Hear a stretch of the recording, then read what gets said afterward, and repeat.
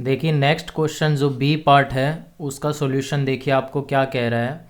Find A point P on the line. आपको एक point P निकालना है इस लाइन के ऊपर such that it's distance from this point Q एक पॉइंट दिया हुआ है 2 4 -1 is 7 unit. Also find the equation of the line joining the point P and Q. तो सबसे पहले एक पॉइंट आपको निकालना है इसके ऊपर। तो हम पॉइंट निकालने के लिए क्या करते हैं, x + 5 = 1, y + 3 / 4 = z - 6 / -9 = सम लैम्डा मान लेते हैं। तो x = क्या आएगा यहाँ पे लैम्डा -5 और y = क्या आएगा 4 लैम्डा -3 और z = क्या आएगा -9 लैम्डा + 6। तो हमारे पास जो पॉइंट आया P पॉइंट हमने जो माना वो क्या मान लिया कि lambda -5 4 lambda -3 minus lambda +6। Given condition क्या है आपको, जो P और Q की डिस्टेंस है वो आपको कितनी दे रखी है 7 यूनिट दे रखी है। तो डिस्टेंस फॉर्मूला अगर लगाओगे आप तो डिस्टेंस फॉर्मूला क्या होता है x2 - x1 यानी लैम्डा -5 माइनस Q जो है 2 का होल स्क्वायर प्लस में 4 लैम्डा -3 माइनस का 4 होल स्क्वायर प्लस में -9 लैम्डा +6 माइनस माइनस +1 का होल स्क्वायर और डिस्टेंस आपको कितना दे रखा है 7 यूनिट है। तो बोथ साइड स्क्वायर करोगे तो यहाँ स्क्वायर करने के बाद ये क्या बचेगा लैम्डा -7 होल स्क्वायर प्लस में 4 लैम्डा -7 का होल स्क्वायर प्लस -9 लैम्डा +7 का होल स्क्वायर = 7 का स्क्वायर कितना हो जाएगा 49। अब यहाँ फॉर्मूला लगाएंगे हम a² - b² का जो फॉर्मूला होता है तो वो फॉर्मूला यहाँ अप्लाई करोगे तो क्या आएगा लैम्डा स्क्वायर प्लस 49 माइनस में 7 दूनी 14 लैम्डा 4 का square 16 lambda square plus 49 minus 7 चौक 28 और 28 को 2 के साथ करोगे तो -56 lambda plus 81 lambda square plus 7 का स्क्वायर 49 माइनस माइनस माइनस का आएगा माइनस का 2ab। तो 2ab करोगे 9 की मल्टीप्लाई करोगे आप 9 × 7 × 2 कितना आएगा -126 = कितना आएगा 49। तो lambda square 16 lambda square 81 lambda square तो कितना होया यहाँ पे 1 प्लस में 16 प्लस में 81 कितना हो गया 98 लैम्डा स्क्वायर माइनस का 14 लैम्डा माइनस का 56 और माइनस का 126 लैम्डा कितना हुआ -196 लैम्डा और 49 49 49 और 49 ये 49 कैंसिल हो जाएगा 49 + 49 कितना हो जाएगा 49 + 49 कितना हुआ 98 + 98 = 0। तो यहाँ 98 से डिवाइड करोगे लैम्डा स्क्वायर माइनस का 2 लैम्डा + 1 = 0। तो यहाँ लैम्डा की वैल्यू जब आप सोल्व करोगे तो लैम्डा की वैल्यू क्या आएगी लैम्डा -1 का होल स्क्वायर। तो यानी लैम्डा = कितना आ गया 1 आ गया। अगर लैम्डा = 1 आया तो आपके पास जो P पॉइंट है वो क्या बनेगा, तो P पॉइंट आपका क्या बनेगा अगर लैम्डा को 1 यहाँ रखोगे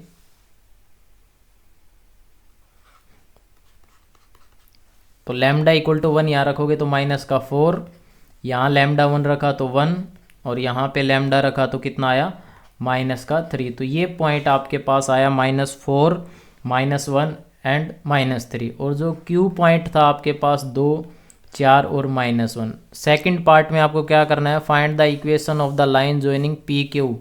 तो आपको इक्वेशन निकालनी है ऑफ लाइन ज्वाइनिंग PQ। अगर PQ को ज्वाइन करने से जो लाइन बन रही है वो आपको निकालनी है। अगर आपको लाइन निकालनी है ज्वाइनिंग द PQ तो क्या फॉर्मूला होता है लाइन ज्वाइनिंग का x - x1 / x2 minus x1 equal to y minus y1, y2 minus y1, z minus z1, z2 minus z1। तो ये सब आप रखोगे। x माइनस x1 तो +4, x2 कितना है 2, 2 में से -4 गया तो कितना आ गया 6। उसी तरह से y माइनस y1 कितना है 1, और divide by y2 minus y1, 4 में से 1 गया तो कितना आ गया 3। अगला क्या z माइनस z1, z1 कितना हो गया +3 divide by z2 minus z1, -1 minus minus plus करोगे तो कितना आएगा 2। तो ये आपके पास क्या आ जाएगा, इक्वेशन ऑफ लाइन आएगा इस क्वेश्चन को सोल्व करने के बाद। आई होप आपको ये क्वेश्चन समझ आया होगा। अब हम नेक्स्ट क्वेश्चन डिस्कस करेंगे। क्वेश्चन नंबर जो दिया हुआ है 35 जो है आपके पास क्या है देखिए।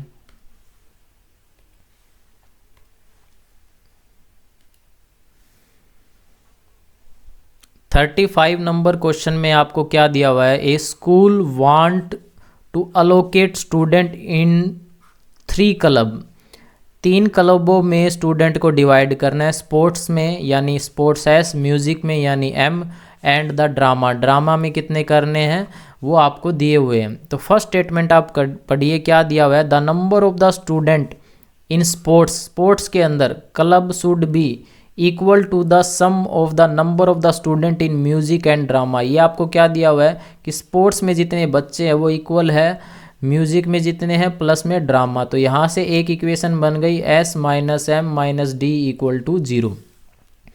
नेक्स्ट आपको क्या दे रखा है, next the number of student in the music club, कि म्यूजिक के अंदर जो है m इक्वल टू कितने हैं 20 मोर, यानी 20 प्लस मोर है। Than half number of student in the sports club, कितना दिया हुआ है हाफ, 1/2 ऑफ किसका, स्पोर्ट्स क्लब का आपको दिया हुआ है। ये क्वेश्चन आपको दी हुई है।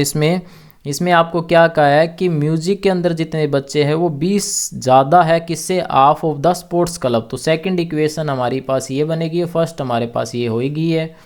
थर्ड स्टेटमेंट आपको क्या कह रहा है, the total number of the student to be allocated in the 3 club are 180, यानी तीनों का जो टोटल सम है s plus m plus D आपको कितना दिया हुआ है 180 दिया हुआ है।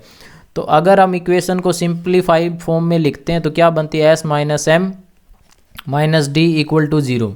यहाँ पे अगर 2 एलसीएम लेके सोल्व करते हो तो सेकंड इक्वेशन क्या बनेगी, 2m minus S is equal to कितना बनेगा 40 बन जाएगा। और जो थर्ड इक्वेशन है आपके पास वो क्या बन रही है, s plus M plus D equal to 180। तो अगर आप मैट्रिक्स फॉर्म में लिखते हो इसे, तो मैट्रिक्स फॉर्म में कैसे लिखा जाएगा, 1 -1 -1, s का कंपोनेंट यहाँ -1 है, s के बाद m का कंपोनेंट या 2 है और 0, और यहाँ पे आएगा 1 1 1, और ये क्या हो जाएगा s d और m इक्वल टू आपको क्या दिया हुआ है 0 40 180। तो ये इस क्वेश्चन की मैट्रिक्स फॉर्म बनेगी आपको 1 -1 -1 हो जाएगा, सेकंड हो जाएगा -1 प्लस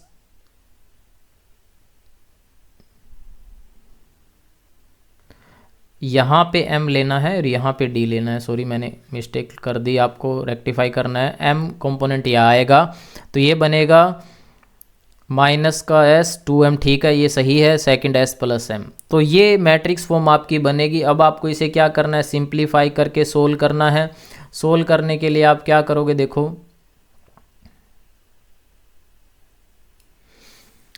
तो मैट्रिक्स हमारे पास जो a मैट्रिक्स बन के आई वो क्या आ गई, यहाँ पे 1 -1 -1 -1 2 0 1 1 1। तो अगर आपको सॉल्यूशन निकालना है x, सॉल्यूशन क्या हो जाएगा, a मैट्रिक्स का इन्वर्स इनटू में b। तो इसको मान लेते हैं a मैट्रिक्स और ये हो गया x इक्वल टू b। तो अब आपको a इन्वर्स फाइंड आउट करना है। तो a इन्वर्स फाइंड आउट करने के लिए कैसे करते हैं, a इन्वर्स क्या होता है, a इन्वर्स 1/a का इन्वर्स इनटू में एडजॉइंट ऑफ a।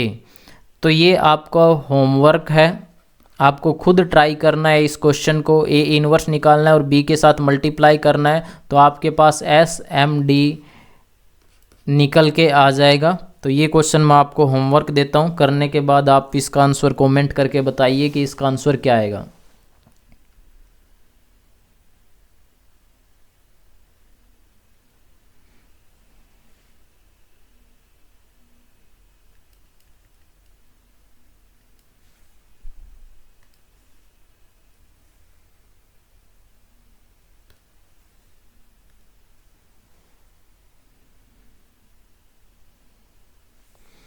नेक्स्ट जो 36 नंबर क्वेश्चन है वो आप देखिए, केस स्टडी पे बेस्ड क्वेश्चन है।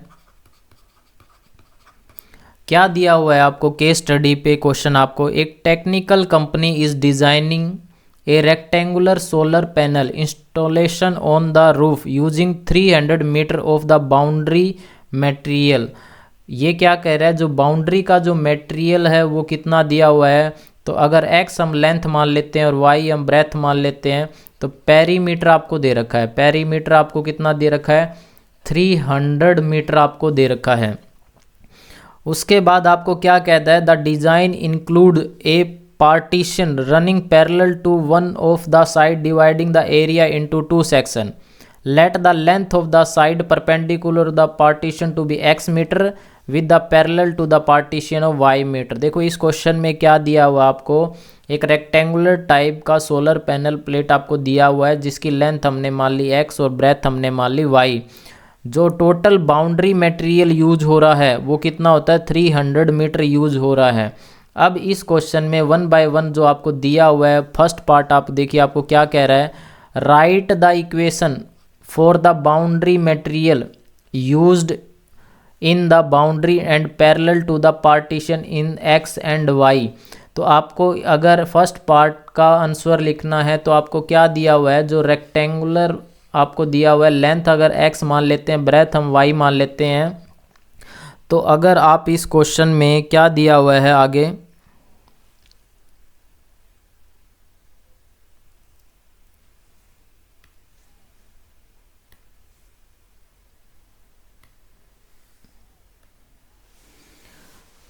तो टोटल जो मटेरियल है वो 300 मीटर है। तो अगर आप देखोगे लेंथ x है तो यहाँ पे भी x हो जाएगी, और y है तो यहाँ पे भी y हो जाएगी। तो क्वेश्चन के हिसाब से 2x प्लस में 2y इक्वल टू 300 होना चाहिए। बट इसमें एक बात अलग से दे रखी है, वो ध्यान रखनी है, the design include a partition running parallel to one of the side dividing.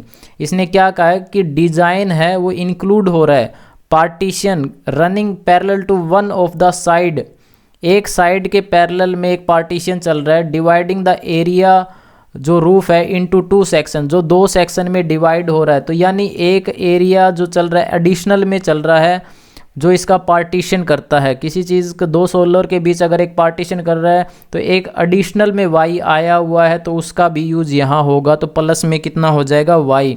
तो टोटल जो इक्वेशन बनेगी वो क्या बनेगी, 2x plus 3y equal to 300। इस क्वेश्चन में इस लाइन को ध्यान से याद रखना, the design include a partition running parallel to one of the side. मतलब एक पार्टीशन जो है एक साइड के पैरेलल में, तो हम ये एक वाली साइड मान लेते हैं जो dividing the area into 2 section, जो एरिया को डिवाइड कर रही है। तो जो इक्वेशन बनेगी इस क्वेश्चन में क्या बनेगी, 2x प्लस में 3y इक्वल टू 300। ठीक है, आई होप आपको ये समझ आ गया होगा। सेकंड पार्ट इसका देखिए आपको क्या दिया हुआ है, सेकंड में हमें क्या करना है,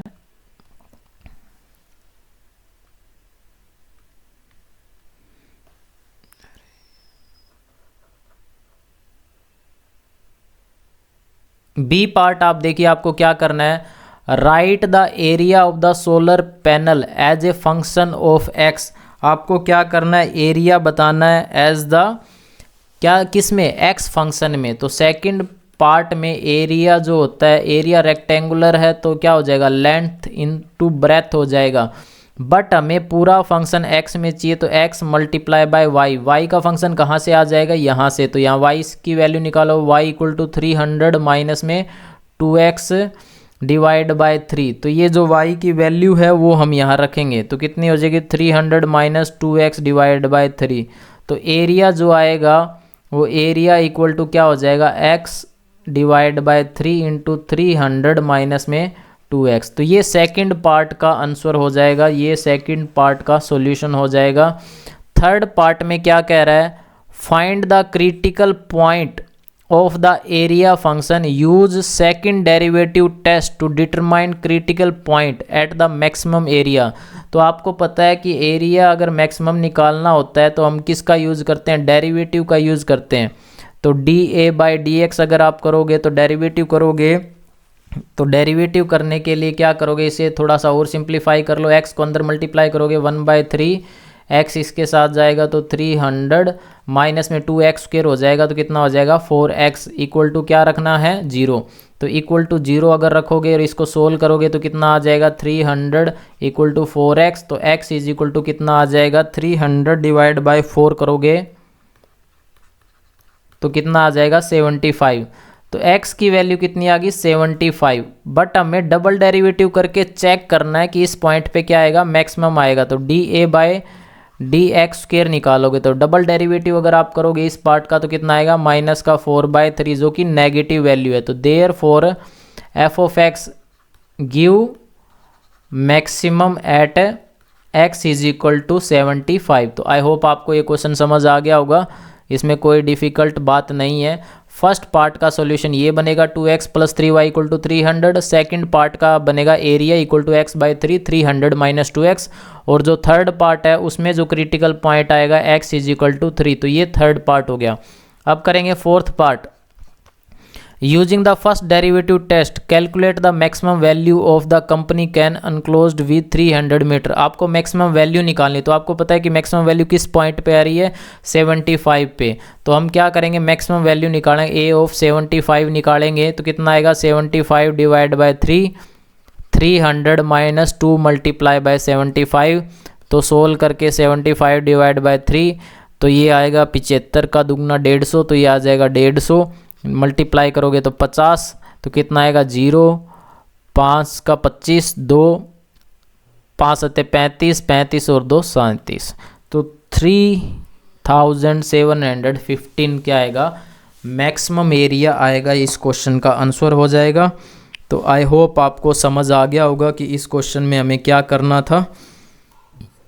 वेरी इजी क्वेश्चन है, बस आपको स्टेटमेंट सी दे रखी है तो ज़्यादा कंफ्यूज नहीं होना है इसमें। एक बार दोबारा देख लीजिए, मैं दोबारा रिपीट कर देता हूँ क्वेश्चन में आपको क्या दिया हुआ था।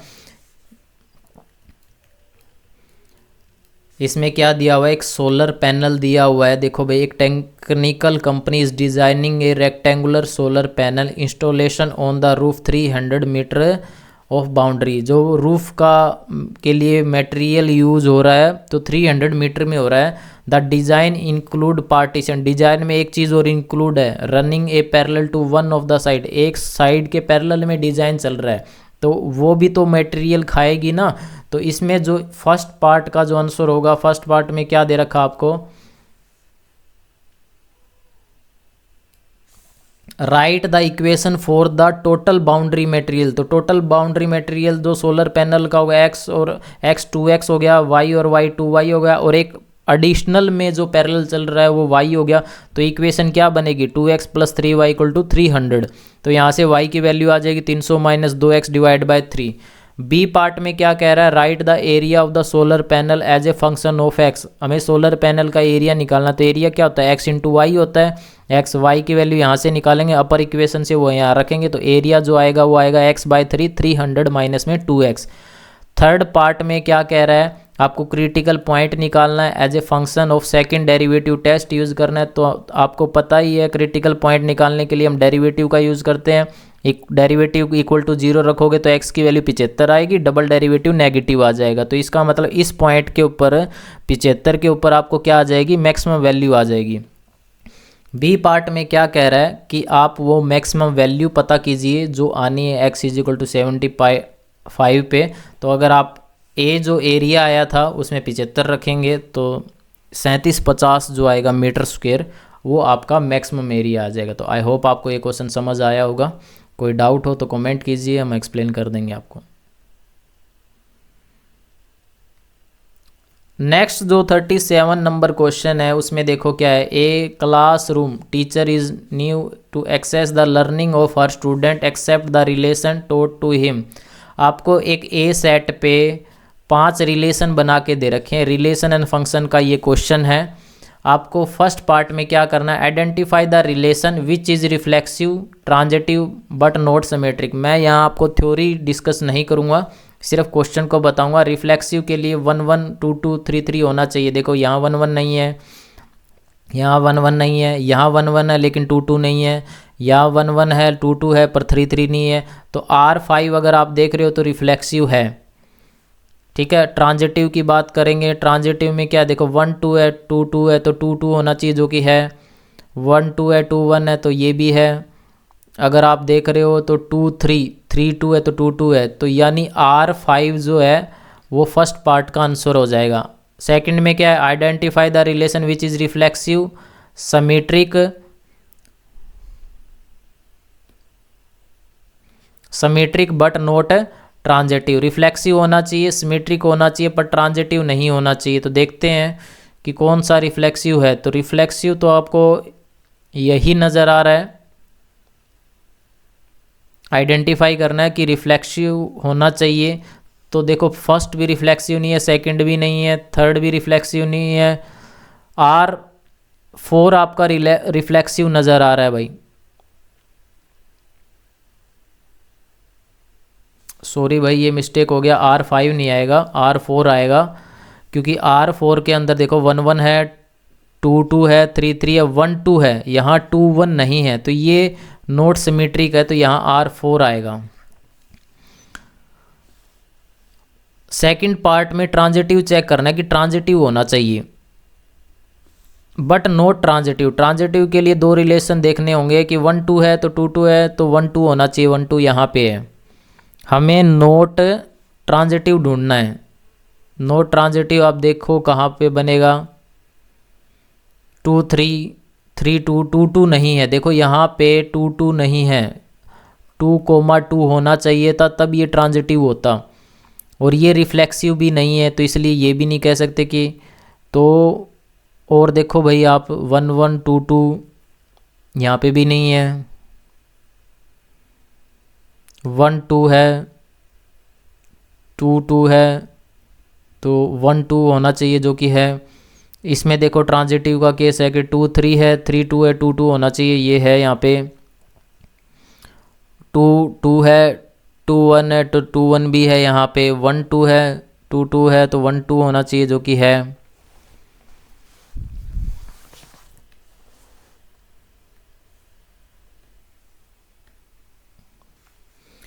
तो सेकंड पार्ट में अगर आप देखो R5 जो है वो क्या है, रिफ्लेक्सिव है, सिमेट्रिक है बट नॉट ट्रांजिटिव है।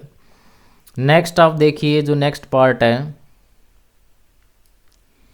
Identify the relation which is symmetric but neither reflexive not transitive. Reflexive नहीं होना चाहिए, ये रिफ्लेक्सिव है, R4 भी रिफ्लेक्सिव है, अगर R3 देखे तो ये रिफ्लेक्सिव नहीं है, और अगर देखें 1 2 2 1 1 1 है तो ये ट्रांजिटिव भी है।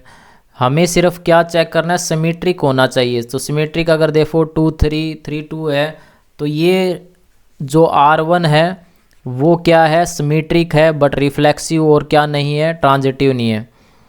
अब बी में क्या कह रहा है, what pair should be added to the relation R2। R2 में क्या ऐड करे, तो R2 देखो क्या दिया हुआ है, R2 में सिर्फ दिया हुआ है 1 2 1 3 3 2 to make it an equivalence relation. Equivalence relation के लिए रिफ्लेक्सिव होना चाहिए, तो रिफ्लेक्सिव के लिए ये डालने पड़ेंगे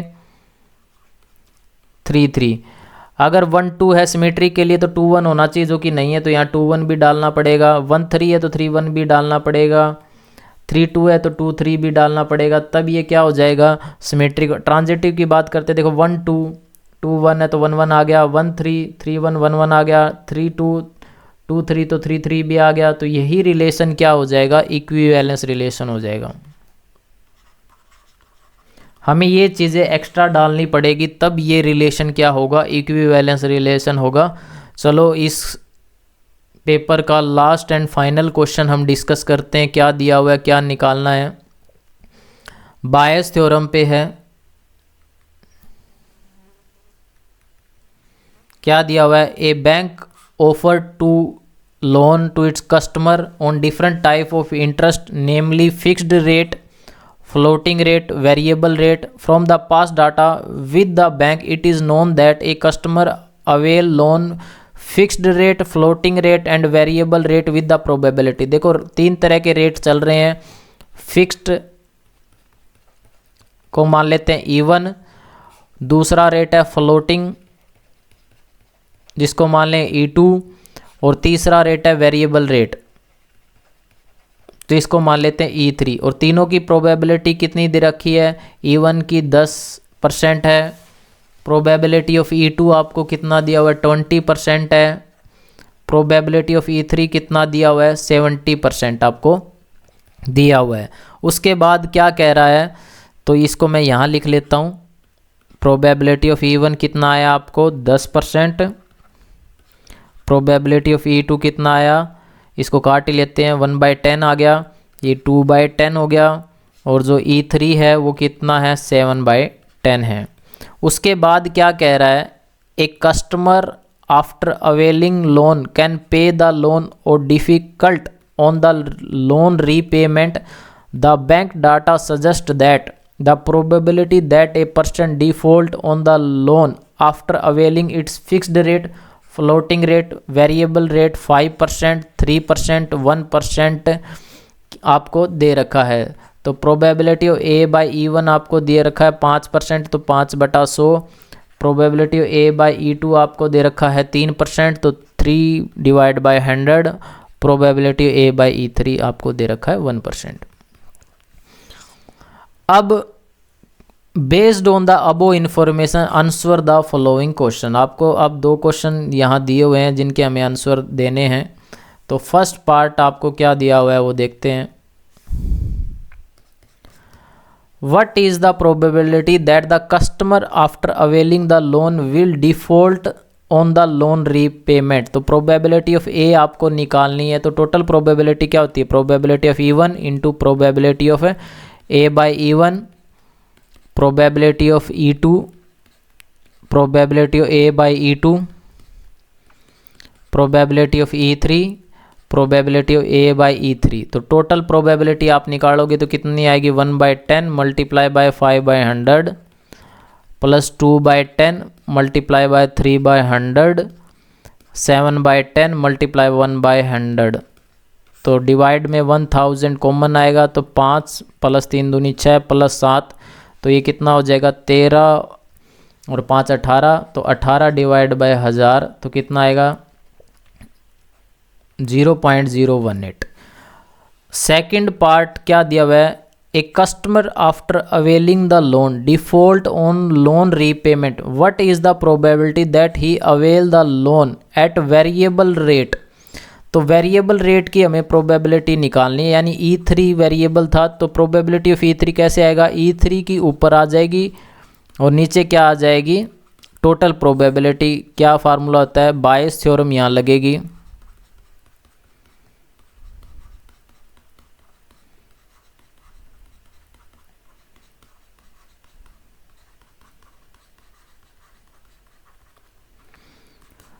तो E3 की प्रोबेबिलिटी कितनी थी 7/10 1/100 डिवाइड बाय टोटल प्रोबेबिलिटी कितनी आई 18 डिवाइड बाय 1000। तो इसे सोल्व करोगे तो 7 डिवाइड बाय कितनी हो जाएगी 18 आ जाएगी। तो बी पार्ट का जो आंसर होगा ये होगा। अगर आप इस पेपर का सॉल्यूशन देखा है मेरी इस वीडियो से, अगर आपको पसंद आया है तो प्लीज़ आप लाइक कीजिए, सब्सक्राइब कीजिए और कमेंट कीजिए। अगर आपको इस वीडियो में कोई प्रॉब्लम है, कोई चीज़ समझ नहीं आई तो आप हमें सजेशन दीजिए ताकि हम आगे आने वाली वीडियो को इम्प्रूव कर सके, उनमें कोई प्रॉब्लम है उनको सोल्व कर सकें। Thank you so much.